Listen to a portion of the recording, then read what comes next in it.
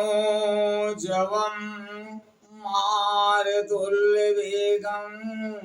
जितेन्द्रियं बुद्धिमतां वरिष्ठं वातात्मजं वानरयूथमुख्यं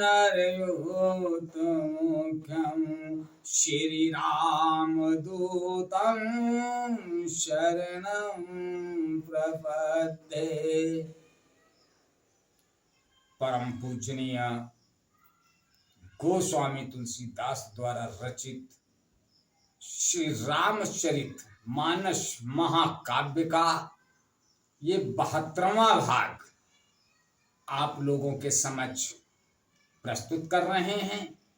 आप लोग इसका श्रवण कीजिए।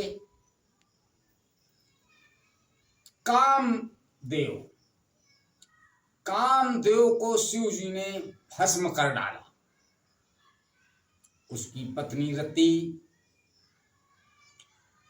भगवान शिव जी के पास पहुंची, अनुनय विनय किया तो शिव जी कहते हैं जाओ। वो मनुष्य रूप को देह तो धारण नहीं कर सकता है कामदेव, लेकिन ये द्वापर में श्री कृष्ण के वहां प्रद्युम्न के रूप में जन्म लेगा। अभी ये अनंग ही रहेगा, यूं ही व्यापेगा लोगों में। आगे गोस्वामी तुलसीदास जी लिखते हैं, सकल सुरन के हृदय से शंकर परम उछाहु, निज नयन नहीं देखा चाहि नाथ तुम्हारे विवाहु।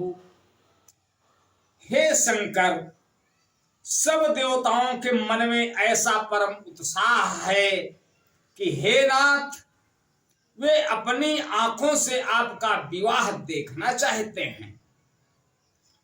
यह उत्सव देखिए भर लोचन, सोई कुछ करऊं मदन मद मोचन। काम जारी रति कहूँ बरु दीन्हा, ओ कृपा सिंधु या अति भल कीन्हा। हे कामदेव के मद को चूर करने वाले, आप ऐसा कुछ कीजिए जिससे सब लोग इस उत्सव को नेत्र भरकर देखें। हे कृपा के सागर, कामदेव को भस्म करके आपने रति को वरदान दिया, सो बहुत ही अच्छा किया। शासित कर पुनि करहि पसाऊ, नाथ प्रभु न कर सहज सुभाऊ। ओ पार्वती तप कीन है पारा, ओ करऊं तासु अब अंगीकारा। हे नाथ, श्रेष्ठ स्वामियों का यह सहज स्वभाव ही है कि वे पहले दंड देकर फिर कृपा किया करते हैं। पार्वती ने अपार तप किया है, अब उन्हें अंगीकार कीजिए। सोने विधि विनय समुझ प्रभु बानी, ओ ऐसे ही हो वो कहा सुखमानी।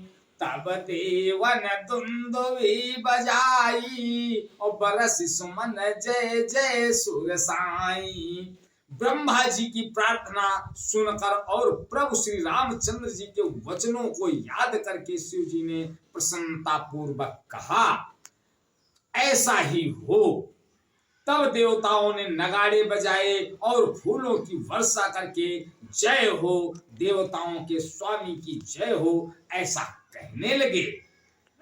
अवसर जानी सप्त ऋषि आए, और तुरंत ही विधि गिरि भवन पठाए। और प्रथम गए जा रही भवानी, और बोले मधुर बचन छलसानी। उचित अवसर जानकर सप्त ऋषि आए और ब्रह्मा जी ने तुरंत ही उन्हें हिमाचल के घर भेज दिया।